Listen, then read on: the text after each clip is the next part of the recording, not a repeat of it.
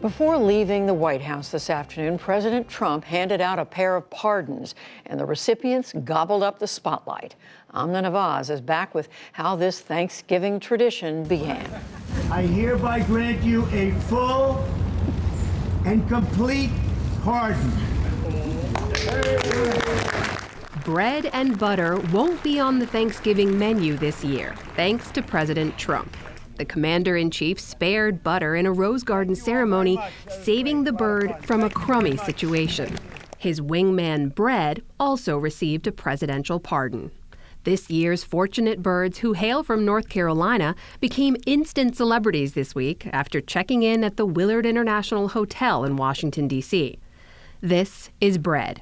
He weighs in at 45 pounds and, according to the White House, likes bluegrass music and college basketball. His heftier counterpart, Butter, weighs 47 pounds. He enjoys sweet potato fries and NASCAR. Today we come together to honor the beautiful feathered friend, the noble turkey. This White House tradition has happened every November for the past quarter century. But there are some, let's say, ruffled feathers about how it all got started. President Truman was the first president to pardon a turkey. But that's not true. In fact, the Truman Presidential Library says Truman sometimes indicated to reporters that the turkeys he received were destined for the family dinner table. Truman was actually the first president to receive a turkey from the National Turkey Federation 71 years ago. So who was the first president to pardon a turkey? Lincoln, it appears, was the first on record, but it was a Christmas turkey that his son had taken a liking to. In 1963, President John F. Kennedy was the first to pardon a Thanksgiving turkey. Despite a sign hanging around the turkey's neck that read, quote, "Good eating, Mr. President," Kennedy sent the bird back to the farm. Richard Nixon also gave the birds a reprieve, sending his turkeys to a nearby petting zoo. Ronald Reagan was the first to use the word pardon when he was talking turkey in 1987.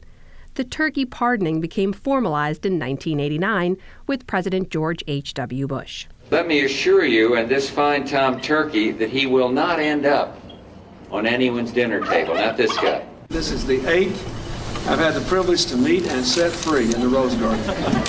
In 2000, Jerry the turkey from Wisconsin sported a White House pass around his neck. 4 years later, the Bush administration also had some fun. The names of that year's turkeys were chosen in a vote on the White House website. This is an election year, and Biscuits had to earn his spot at the White House. Biscuits and his running mate, Gravy, prevailed over the ticket of patience and fortitude. When President Obama pardoned his final turkeys, he said that he wouldn't stop, even after leaving office. We are going to do this every year from now on. No cameras, just us, every year. No way I'm cutting this habit cold turkey. President Trump, for his part, couldn't resist bringing politics into today's ceremony. They've already received subpoenas to appear in Adam Schiff's basement on Thursday. Bread and Butter will now be sent to Blacksburg, Virginia, to live out the rest of their days at Virginia Tech, home of the Hokie Bird. For the PBS NewsHour, I'm Amna Nawaz. As far as I'm concerned, they've all gone to the birds.